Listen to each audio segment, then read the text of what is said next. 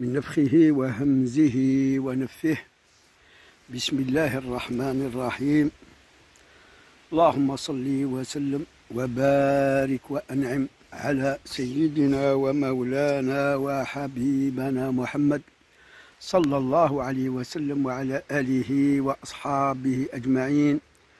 رب اشرح لي صدري ويسر لي أمري واحلل عقدة من لساني يفقه قولي. اللهم ألهمني رشدي اللهم ألهمني رشدي اللهم ألهمني رشدي اللهم إني أستهديك لأرشد أمري وعلم في هذا الموضوع. هذا الموضوع هو on va le discuter, pourquoi pas en français, c'est l'étude, l'analyse et surtout donc la mise sur la balance de la charia islamique, les travaux et le livre posthume de Ahmed Ben Ali al-Bunni al-Jazairi, qui a vécu donc en Égypte et qui a écrit pratiquement une quarantaine d'ouvrages, le seul qui est discuté à l'échelle donc mondiale et rejeté par pratiquement 25 grands savants sunnites orthodoxes tels que Cheikh al-Islam Ibn Taymiyyah, Ibn Khaldoun, etc. Vous savez, moi, j'ai toujours donc soupçonné les grands savants juristes de droit comme Cheikh al-Islam Ibn Taymiyyah rahimahullah et comme Ibn Khaldoun qui est plutôt le sociologue dans les sciences sociales, etc., politiques, organisationnelles, etc., et qui a étudié aussi les communautés, les ethnies, l'histoire, etc. Alors, quand ces gens-là parlent ou statuent ou en quelque sorte critiquent donc négativement des ouvrages tels que Shams al-Ma'arif al-Kubra de Ahmed Ben Ali al-Bunni, là je ne suis pas tout à fait d'accord parfois. Ce n'est pas toujours le cas, effectivement, mais parfois je ne suis pas tout à fait d'accord, comme c'est le cas. Parce que si on essaie d'étudier cet ouvrage, parce que moi je l'étudie, je n'applique pas ce qu'il y a dedans, à part des choses qui sont donc par la charia islamique tolérées, par exemple d'invoquer quelque chose par un nom sublime d'Allah Azza wa Jal 100 fois, 313 fois, ou lire un verset comme ça. Là, il n'y a pas de problème. Mais le problème, c'est celui de taskhir, donc la soumission, l'appel à des djinns, à des esprits célestes ou terrestres, et pour donc exécuter certaines donc, choses. Et là, effectivement, il y a à dire et à redire. La question qu'on doit au préalable poser avant de parler de ce livre et de ce qu'il comporte, est-ce que Dieu, quand il a créé cet univers, ne l'a-t-il pas créé sur des bases, sur des donc, principes, sur des lois mathématiques, astrologiques, physiques, chimiques, etc. Donc, si on réfléchit comme ça, et ceci est vrai, donc il se pourrait qu'en parallèle, le monde donc, métaphysique, le monde occulte, le monde inconnu, est aussi donc basé sur des lois, sur des principes, sur des logiques, sur donc des provocations, etc., comme dans le monde physique et matériel. Maintenant, on peut aller encore plus loin. Le ilm al-malakut, le monde des royaumes de Dieu. N'y a-t-il pas des liens entre donc, le monde occulte métaphysique et le monde physique réel? Nous savons que l'islam donc, nous dit que chaque être humain, par exemple, est accompagné par deux anges qui écrivent donc ses bonnes ou ses mauvaises actions.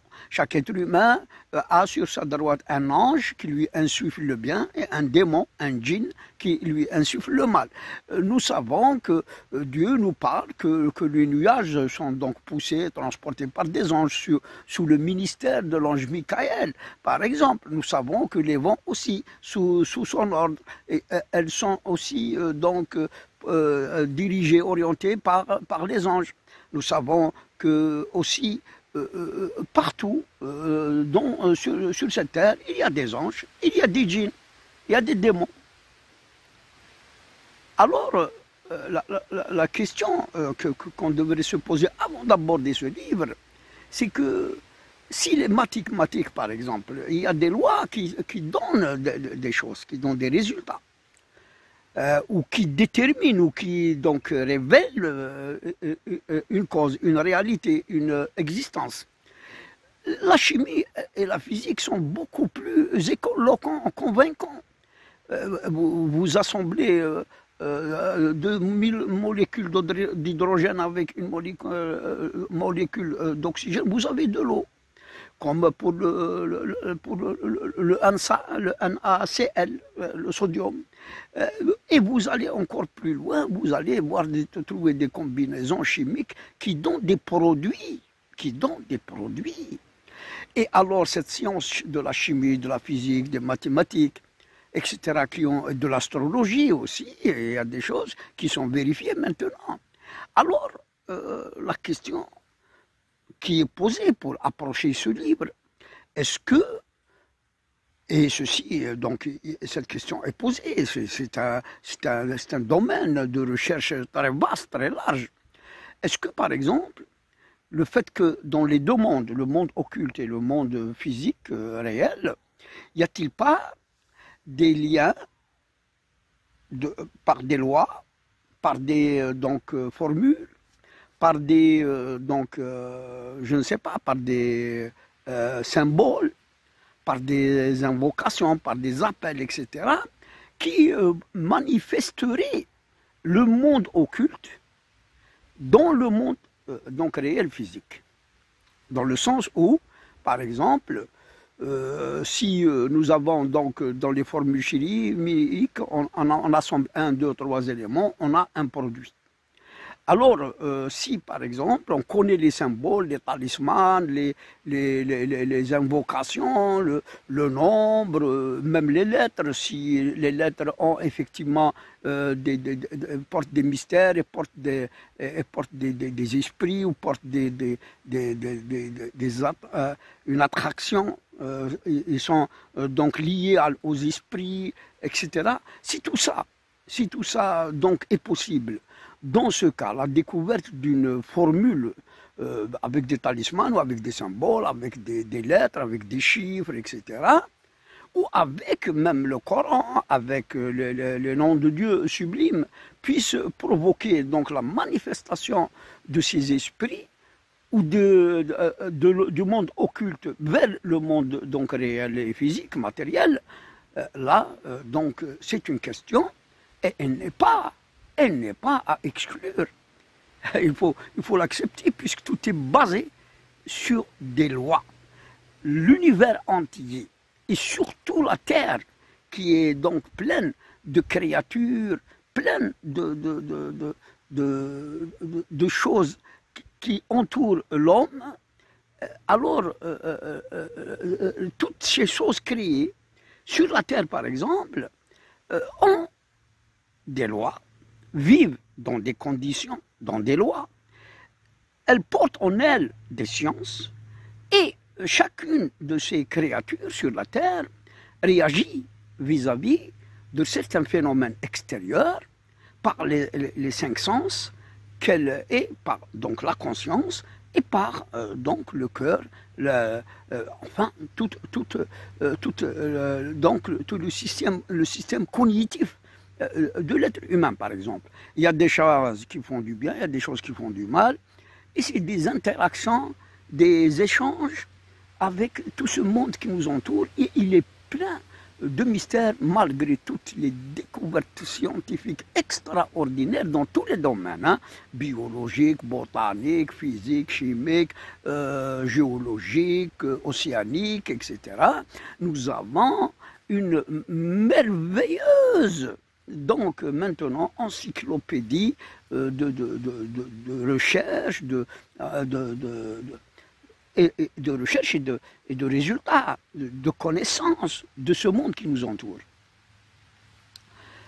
Nous avons donc à essayer de comprendre que ce monde d'abord physique dans lequel nous vivons est basé et organisé d'une manière formidable, d'une manière divine. Il n'y a personne, à part le Créateur, qui a mis ces choses comme elles sont. Et alors, dans cette organisation extraordinaire, divine, merveilleuse, parfaite, les lois qu'on est en train de connaître, qu'on est en train de vivre et sous lesquelles on vit, il y a des choses qui puissent éventuellement les déranger, les déclencher, ou bien donc les asservir, les assujettir à notre profit. Je ne sais pas, les gens maintenant, l'homme plutôt, l'être humain sur la terre a créé des barrages pour essayer de stocker l'eau et de le canaliser là où il veut. Là, ça veut dire que avec l'intelligence, il a fait barrage, puis donc il n'a pas laissé. Non, le barrage n'est pas vraiment un exemple dans notre sujet, c'est-à-dire qui en convient, mais ici, c'est juste pour dire que l'être humain a une intelligence, il exploite la nature, ce qu'elle a, à son profit, et pour, ses utilités, pour ses besoins, etc. Dans les lois de la nature, par exemple, si nous faisons, il y a une bombe qui explose, par exemple, c'est une création de l'homme, une bombe explose, regardez ce qu'elle crée, tout ce qu'elle crée, enfin de mal d'ailleurs, plus que de bien, dans son entourage. Une bombe nucléaire, par exemple, comme celle d'Hiroshima, par exemple. Alors, il y a aussi les lois de la nature qu'on cherche aussi à canaliser, par exemple, ou à exploiter, comme les éoliennes, on essaie de exploiter l'air, hein, pour donc en créer de l'électricité. Et il y a plusieurs domaines. Il y a plusieurs domaines dans lesquels, donc, ou bien on exploite donc c'est-à-dire des phénomènes naturels pour en créer des produits, ou bien quand une fois que nous connaissons la loi sur quoi elle repose, on essaie de la déranger pour provoquer des choses autres. Je ne sais pas.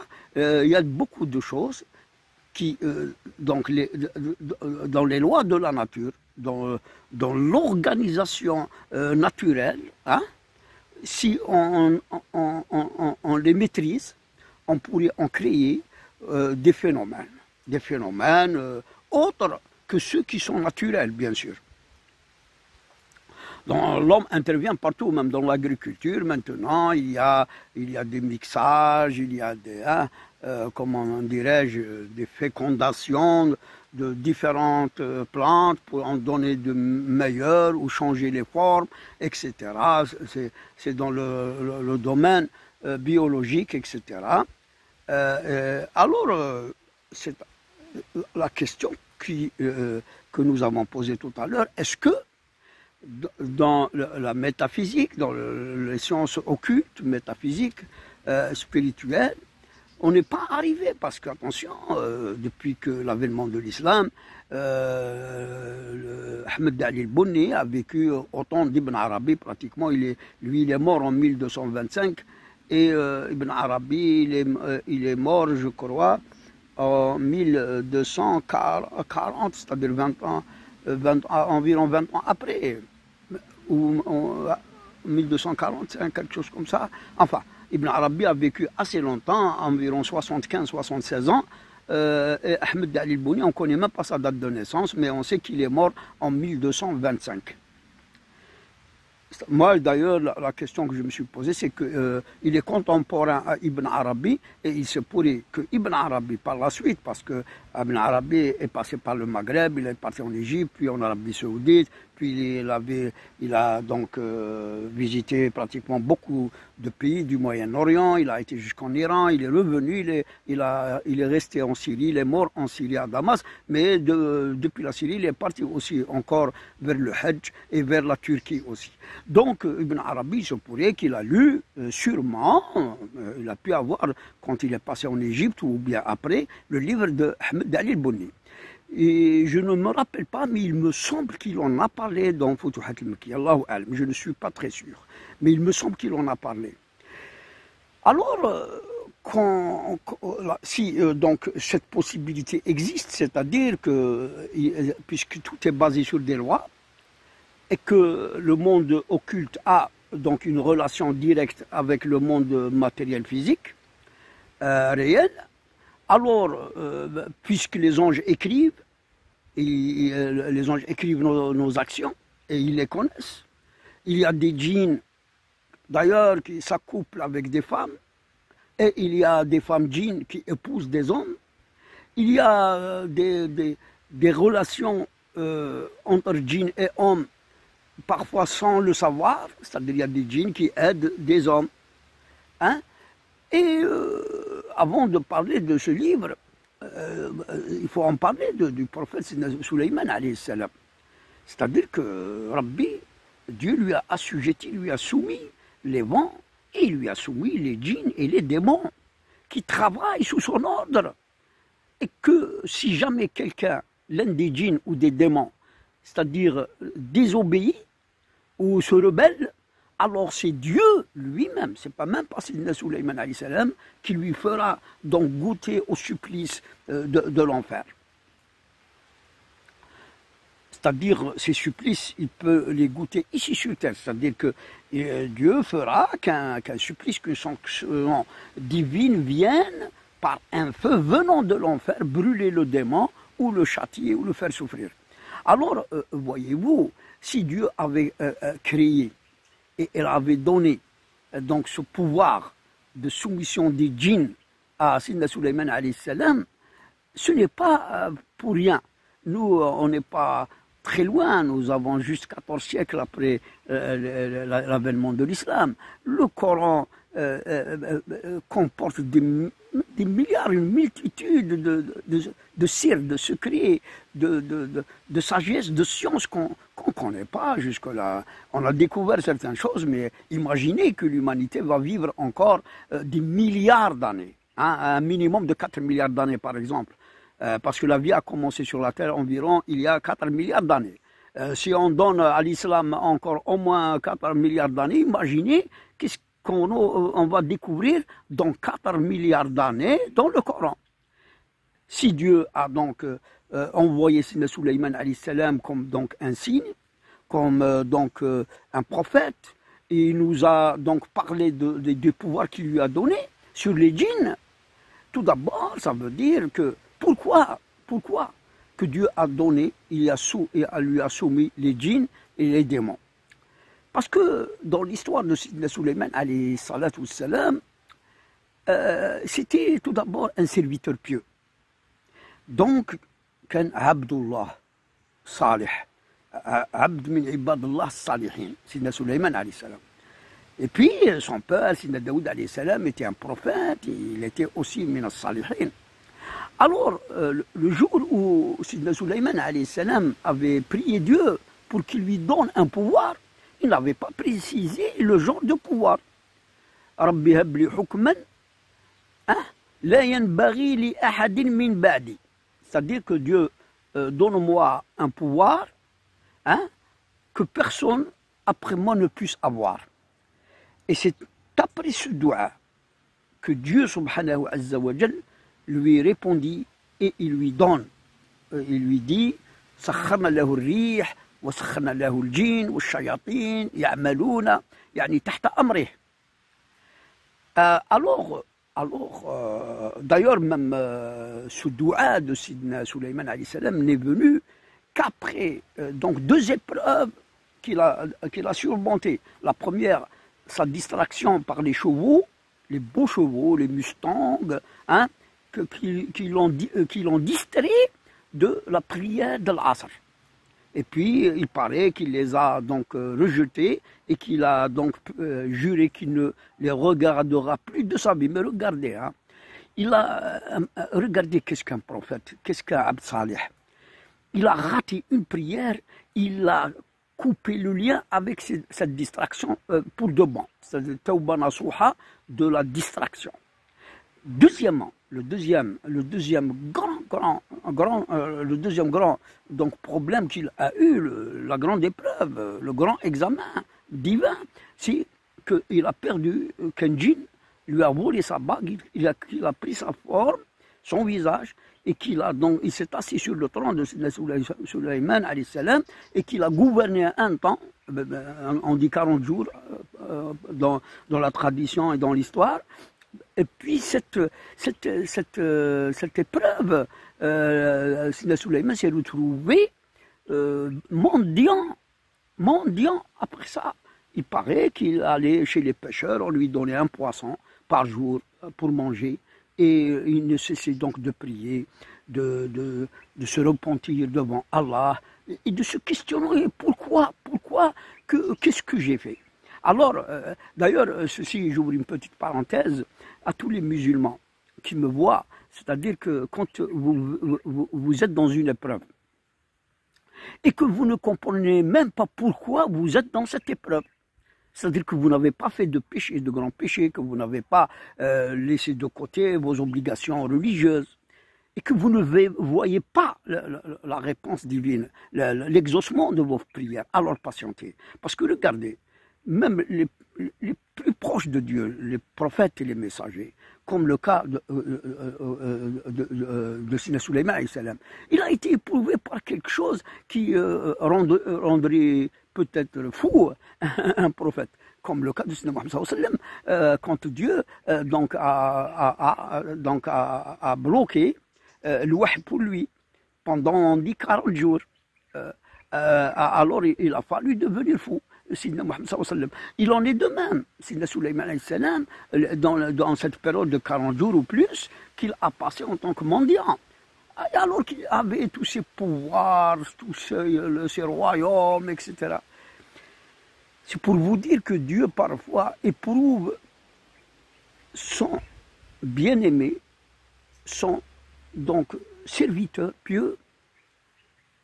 C'est quand ce serviteur croit qu'il est bien avec Allah, que Dieu lui a donné des choses parce qu'il les mérite. Parfois, il se dit comme ça. Alors, des fois, l'épreuve vient et on ne comprend même pas pourquoi. Et même si quand on fait des prières, il n'y a pas d'exaucement, il n'y a pas de réponse. Et là, c'est un grand secret. Parce que réfléchissez un peu. Pourquoi il a été éprouvé, Sidna Sulayman. Alors, si je l'ai cité, c'est parce que Dieu lui a soumis les djinns et il lui a soumis les démons. Maintenant, il y a deux approches sur le kitab de Shams al-Ma'arif al-Kubra de Ahmed Ali al-Bunni. La première question, cette possibilité donc n'est pas à écarter, que Dieu peut soumettre à tout serviteur pieux, Abd Salih, mu'min. Dieu peut lui soumettre non seulement des djinns et des démons, mais des anges. Il peut lui soumettre des anges. Et je pourrais aller plus loin. Même qu'on peut avoir des contacts avec Sidna Jibril alayhi salam lui-même. Et là, c'est une question, parce que Sidna Jibril alayhi salam n'est pas en quelque sorte mis en retraite. Certes que pour le tashri', que pour la loi, il n'y a plus rien après Sidna Muhammad sallallahu alayhi wa sallam.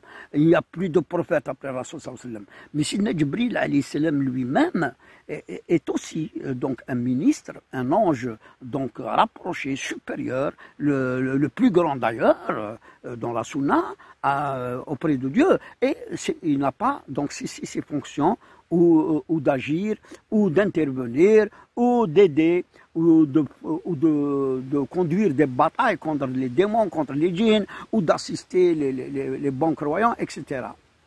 même certaines inspirations viennent de lui parfois. Et puis d'ailleurs, il a une mission permanente. Allah Azza wa Jal dit quand il aime un serviteur, un bon croyant, il appelle Sidna Jibril alayhi salam. Il lui dit voilà, Jibril, moi j'aime un tel. Alors il lui dit donc appelle les habitants des cieux et de la terre et dis-leur que Dieu aime tel croyant, tel bon serviteur. Et Sidna Jibril alayhi salam donc vient dans les cieux, il dit aux anges et les habitants des cieux que Dieu aime Foulan. Puis il descend sur la terre et il appelle les anges et les salihins de la terre, il leur dit Dieu aime un tel, il faut l'aimer. Et puis Dieu, en quelque sorte, lui accorde donc le pouvoir et accepter, agréer donc ses œuvres et ses prières.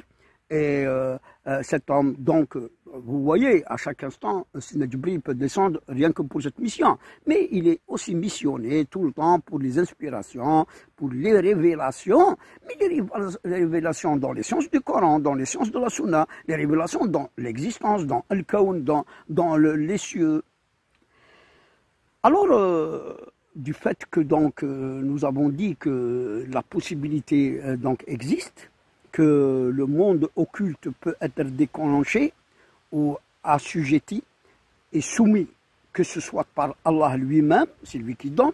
Et là, donc, le chemin vers cette possibilité, c'est l'application de la Sunna, c'est l'obéissance totale à Dieu, c'est l'excellence dans l'adoration, etc. Et c'est un chemin qui mène donc à ces révélations, à ces pouvoirs, à ce que Dieu ordonne, à tout ce qui existe, d'obéir à ce serviteur pieux, à ce bon croyant, et de lui obéir. Il y a des walis d'Allah sincères qui ordonnaient, qui chevauchaient des lions.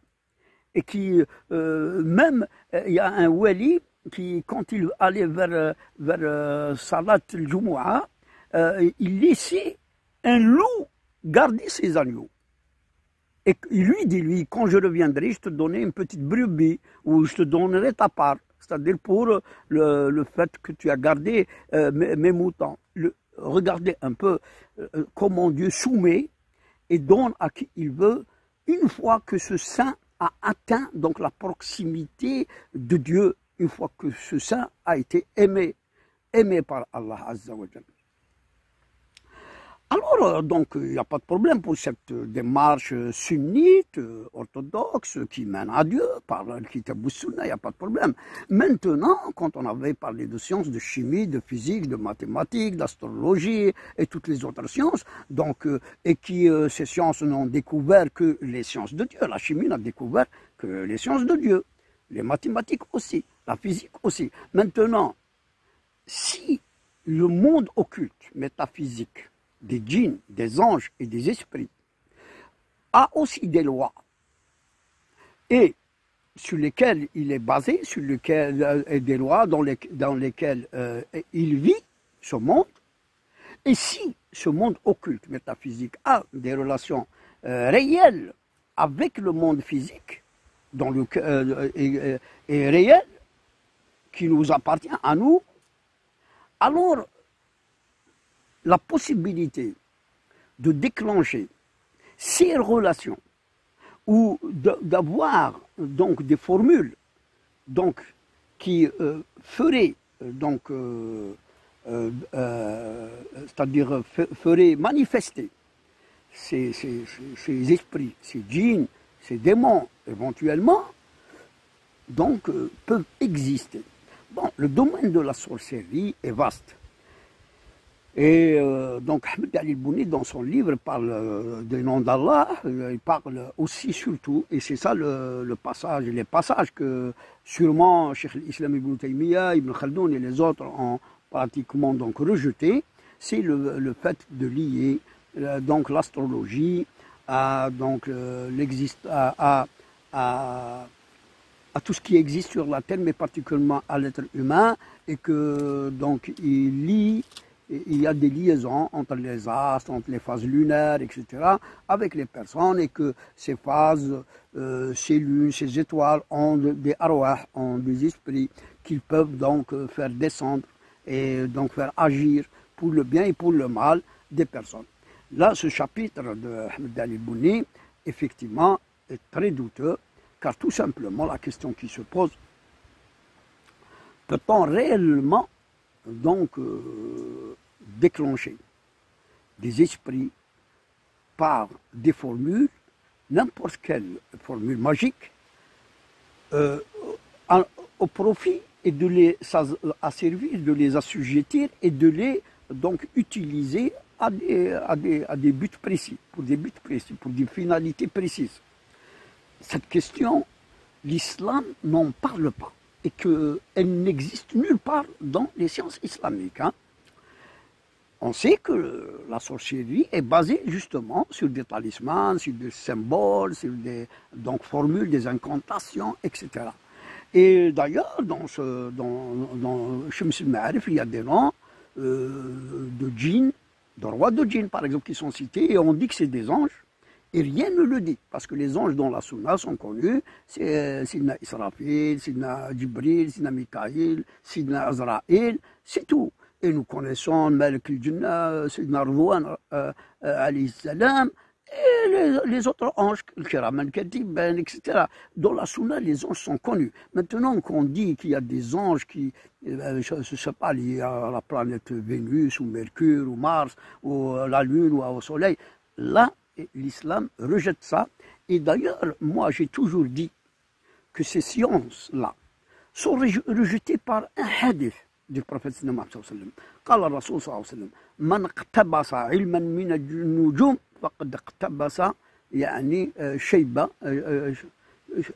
شعب يعني من السحر. Donc, Rasoul sallallahu alayhi wa sallam, donc lui, Rasoul a dit que cette astrologie, ces horoscopes, ce sihr de tanjim est un sihr et il est haram.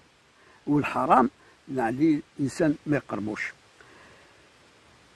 Le livre dont on parle est un livre vraiment mystérieux, parce qu'il paraît que des études ont été faites même en Angleterre, etc., que le livre authentique de Shams al-Ma'arif al-Kubra n'est pas celui qui circule actuellement dans le monde.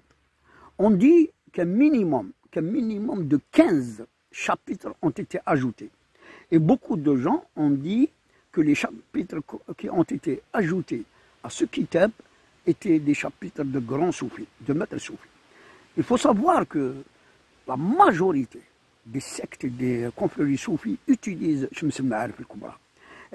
Et d'ailleurs, la secte Nashqabandi Haqqani, je crois, non seulement elle utilise tout ce qu'il y a dans le livre et qu'elle pratique, donc elle pratique la magie des lettres et des chiffres, mais c'est comme si c'est leur code, que c'est leur constitution.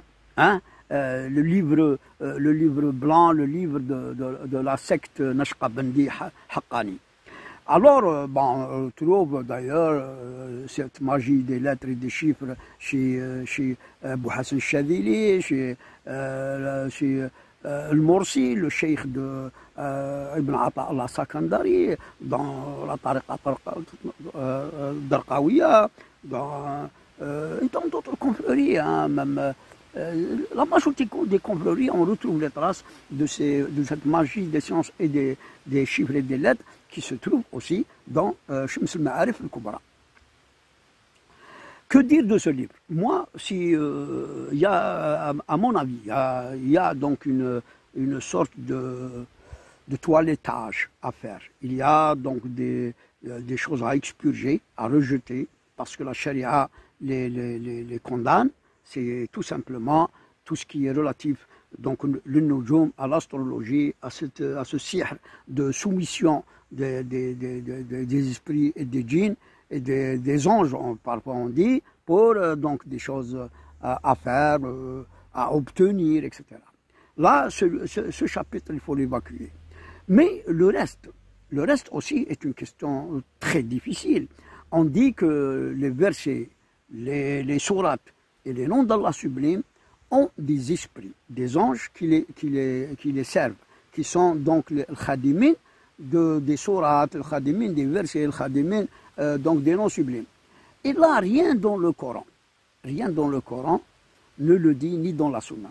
Alors, comme me l'a dit un savant que j'avais écouté il y a quelques mois, il a dit tout simplement, moi-même je l'avais d'une autre façon, cette approche, cette position, c'est-à-dire qu'il a dit que même s'il y en avait des esprits, des anges, qui sont au service des versets, ou qui sont au service des noms sublimes d'Allah, ces anges et ces esprits travaillent le verset ou sont avec le verset et ne travaillent jamais sous l'ordre des hommes, des êtres humains. C'est très important.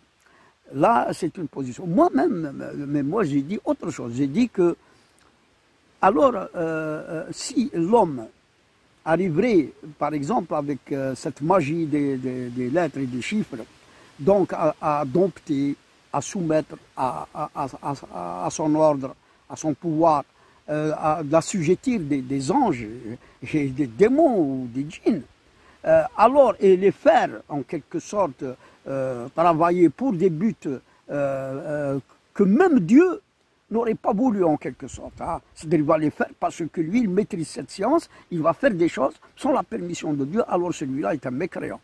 Parce que rien dans ce monde, rien, absolument rien, ne se fait sans la permission d'Allah.